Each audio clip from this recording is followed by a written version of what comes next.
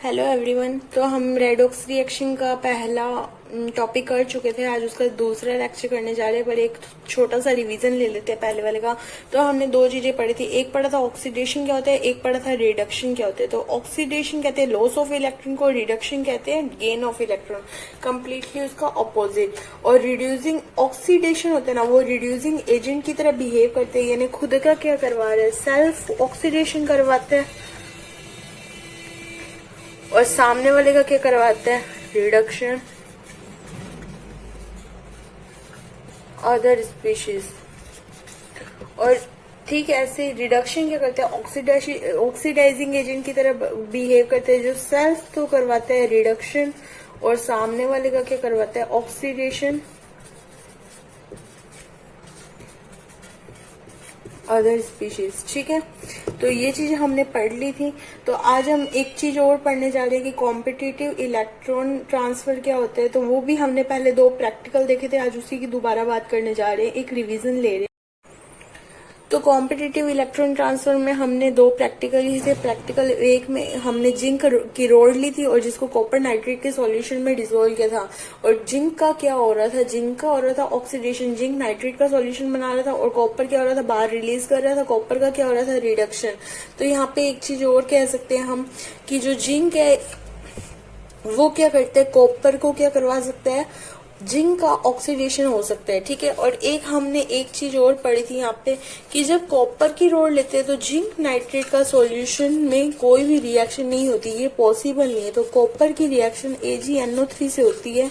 तो कॉपर क्या करते हैं, और एजी का क्या करवा देते हैं, रिडक्शन करवा देते हैं, और कॉपर क्या कर लेते हैं, कॉपर नाइट्रेट का बन जाता है, और एजी क्या हो जाता है, बाहर रिलीज हो जाता है। तो इसके पीछे एक और रीजन था, यानी कॉपर और जिंक कॉपर को ऑक्सीडाइजिंग करवा सकता है, लेकिन कॉपर जिंक का नहीं करवा सकता। तो इसका रीजन क्या है, इसका रीजन है इलेक्ट्रोनेगेटिविटी में डिफरेंस। इलेक्ट्रोनेगेटिविटी डिफरेंस से क्या हो जाता है कि इनके चार्ज के बीच में क्या आ जाता है, गैप आ जाता है, जिसके कारण क्या होता है, इनकी इलेक्ट्रॉन ये इसका क्या करवा नहीं सकते कि ट्रांसफर नहीं करवा सकते। तो इसी से रिलेटेड हम एक चीज पढ़ेंगे जिसे कहते हैं इलेक्ट्रोकेमिकल सीरीज। तो आज हम इसकी बात करने जा रहे हैं, ये आज का हमारा पहला टॉपिक होगा जिसे अभी हम पढ़ेंगे। जो हमने अभी दो प्रैक्टिकल किए थे उनके बेस पे तीन स्टेटमेंट निकली। फर्स्ट स्टेटमेंट थी metal have very tendency to release electron की। मेटल्स की क्या है, सभी मेटल्स की अलग अलग टेंडेंसी होती है इलेक्ट्रॉन रिलीज करने की। ये डिपेंड करते हैं कि मेटल्स के साथ जुड़ा हुआ कौन है, उस अकॉर्डिंग क्या करेगा, वो इलेक्ट्रॉन रिलीज करेगा। On comparison order for release of electron will be क्या होता है कि जिंक का क्या होता है, कॉपर से ज्यादा, कॉपर का एजी से ज्यादा। यानी जिंक है ना कॉपर को ऑक्सीडाइज कर सकते हैं, कॉपर सिल्वर को ऑक्सीडाइज कर सकते हैं, पर सिल्वर कॉपर को नहीं कर सकता, कॉपर जिंक को नहीं कर सकता। इसी कारण हमने ना कॉपर की रिएक्शन जिंक नाइट्रेट से ना करवाकर सिल्वर नाइट्रेट से करवाई थी, ताकि इजीली क्या हो जाए, ऑक्सीडाइजिंग हो जाए। ठीक है, ऑक्सीडेशन हो सके। Such an order is called electron chemical series, यानी इसी को क्या कहा जाता है, मेटेलिक सीरीज भी बोला जाता है। इलेक्ट्रोकेमिकल सीरीज से यहाँ पे मतलब निकलेगा कि यानी इलेक्ट्रॉन नेगेटिविटी के डिफरेंस के बेस पे, बेस्ड ऑन इलेक्ट्रोनेगेटिविटी डिफरेंस, कि कौन किसको ऑक्सीडाइज कर सकता है, कौन किसको ऑक्सीडाइज नहीं कर सकता, इसको पूरी की एक सीरीज के माध्यम से समझाया गया, जिसे क्या कहा गया, इलेक्ट्रोनेगेटिविटी का मान क्या होता जाता है, कम होता जाता है, और ऑक्सीडाइजिंग रिएक्टिविटी क्या हो जाती है, धीरे धीरे कम होती जाती है। तो सबसे ज्यादा रिएक्टिव होता है सोडियम, उसके बाद में कैल्शियम, मैग्नीशियम, एल्यूमिनियम, जिंक हमने पढ़ा था, जिंक हीरा, फिर फेरस, फिर टीन, फिर लेड, और फिर हाइड्रोजन। हाइड्रोजन से ज्यादा रिएक्टिव ये सारे होते हैं, हाइड्रोजन इन सब के बाद आता है सबसे ज्यादा, more reactive than hydrogen, easily react. ये ऐसे कंपाउंड है जो सबसे ज्यादा इजीली क्या हो सकते हैं, रिएक्ट हो सकते हैं। इसके बाद में आता है कॉपर। कॉपर हमने पढ़ा था, देखो जिंक क्या होता है, कॉपर को ऑक्सीडाइज कर सकता है, पर इलेक्ट्रोनेगेटिविटी का डिफरेंस देखो, इसी कारण क्या होता है, कॉपर जिंक को ऑक्सीडाइज नहीं कर सकता। कॉपर के बाद में मरकरी, सिल्वर, गोल्ड। तो ये चीजें हमने पढ़ी थी। ये क्या होते हैं, लेस रिएक्टिव कहलाते हैं। धीरे धीरे जैसे नीचे आते जाते हैं इनकी रिएक्टिविटी का मान क्या हो जाता है, कम होता जाता है, और इन्हीं कारण सिल्वर और गोल्ड को क्या कहा जा सकता है, नोबल मेटल भी कहा जाता है। ठीक है, तो ये इलेक्ट्रोकेमिकल सीरीज थी, बहुत ही इंपॉर्टेंट है, आप यहाँ से नोट कर सकते हैं। जो अभी तक हमने पढ़ा उसी के बेस पे हम आगे बहुत इंपॉर्टेंट डेफिनेशंस पढ़ते हैं किसकी, ऑक्सीडेशन और रिडक्शन की। ये क्या सबसे ज्यादा यूज की जाने वाली डेफिनेशंस है जो हर जगह यूज की जाती है और सबसे इम्पोर्टेंट है। देखो ऑक्सीडेशन का यहाँ पे और जब लिया जाए तब लिया जाता है increasing in oxidation number. Oxidation number क्या होता है, कैसे कैलकुलेट करते हैं, ये मैं आपको सिखाऊंगी। और रिडक्शन का होता है डिक्रीजिंग इन ऑक्सीडेशन नंबर या ऑक्सीडेशन स्टेट। ये दोनों वो डेफिनेशन है जो कि किसी भी टॉपर के द्वारा यूज की जाती है कि इंक्रीजिंग इन ऑक्सीडेशन नंबर और decreasing in oxidation number. Oxidation number calculate करना मैं आपको सिखा दूंगी, पर जो अभी हमने रिएक्शन किया उसका इसमें इस्तेमाल कर सकते हैं।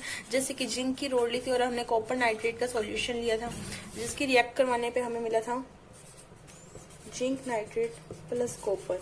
अब ऑक्सीडेशन नंबर पे हमें कैसे पता चलेगा बिहाफ पे कि इसका रिडक्शन हो रहा है या ऑक्सीडेशन, तो इसके कुछ नंबर याद करने और कैसे निकालते हैं मैं भी आपको इसके बाद जस्ट बात सिखा दूंगी। तो जिंक का यहाँ पे ऑक्सीडेशन नंबर होता है 0, कॉपर का होता है -2, नाइट्रेट का होता है +2।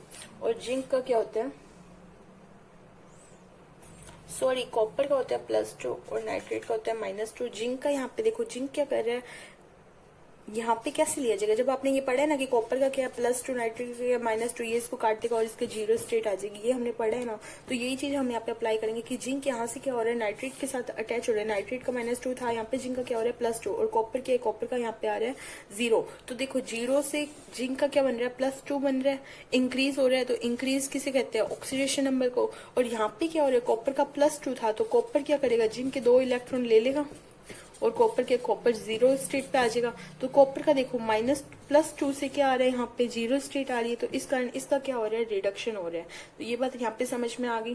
तो यहाँ पे ये देखो लॉस ऑफ इलेक्ट्रॉन हो रहा है, 0 से क्या हो रहा है, +2 पे आ रहा है, गेन ऑफ इलेक्ट्रॉन हो रहा है। गेन ऑफ चार्ज क्या हो जाएगा, ऑक्सीडेशन, और लॉस ऑफ चार्ज क्या हो जाएगा, रिडक्शन हो जाएगा। अब हम बात करते हैं कि ऑक्सीडेशन स्टेट क्या होता है।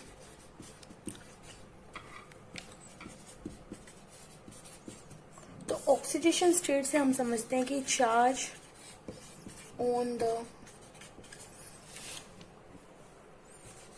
एटम इन बाउंडेड फ्री और आयनिक स्टेट।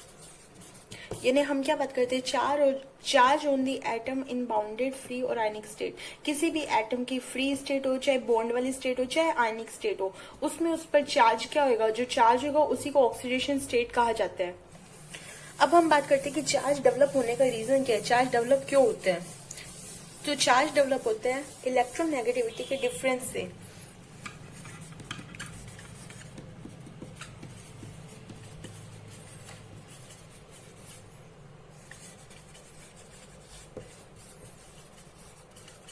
कैसे, तो इसको मैं आपको समझाती हूँ 2 एग्जाम्पल के थ्रू। पहला एग्जाम्पल लेते हैं हम CO2 का।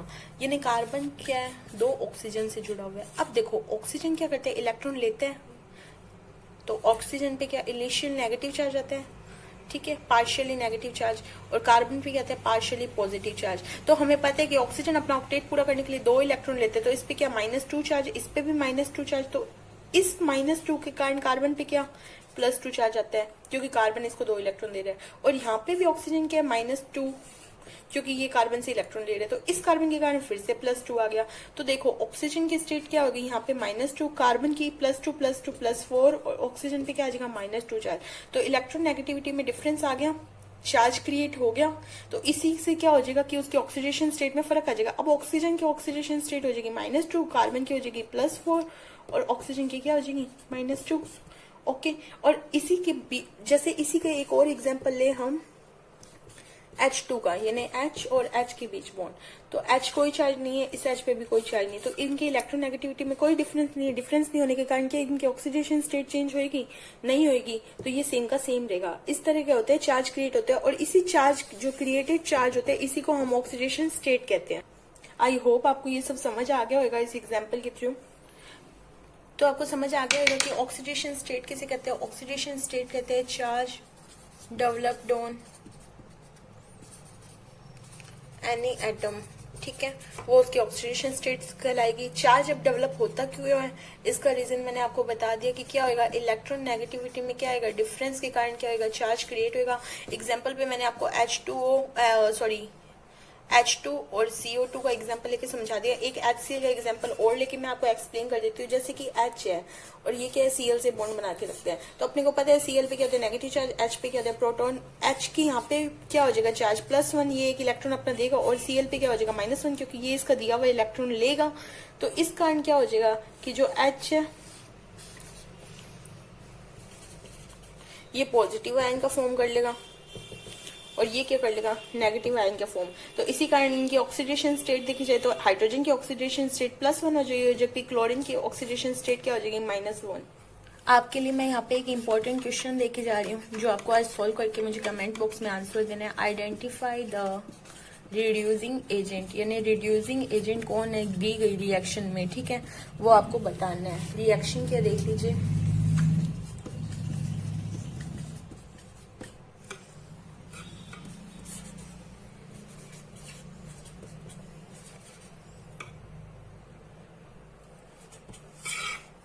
ऑप्शन है आपके पास में HNO3,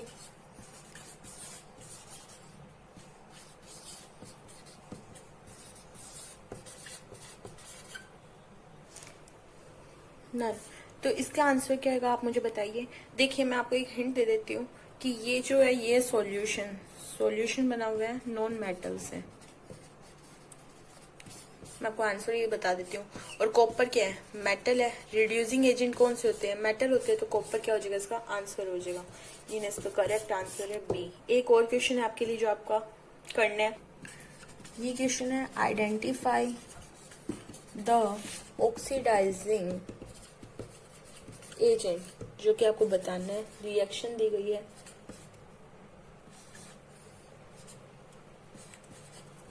सॉरी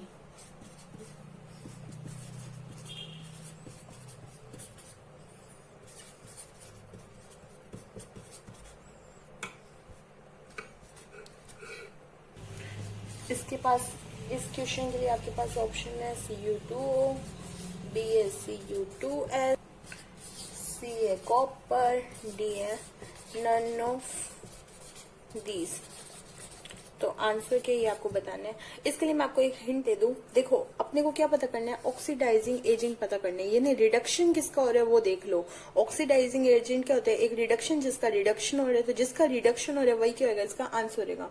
तो आप देख लीजिए ये आपका काम है, और बाकी हम कल पढ़ेंगे ऑक्सीडेशन नंबर निकालते कैसे, जो कि मैं आपको सिखा दूंगी। उस बेस पे क्या होगा, आपका सारा काम आगे इजीली हो जाएगा, और आगे हम नए टॉपिक पढ़ेंगे। आई होप आपको ये वीडियो पसंद आएगी। कमेंट में अपने डाउट पूछिए। Thank you.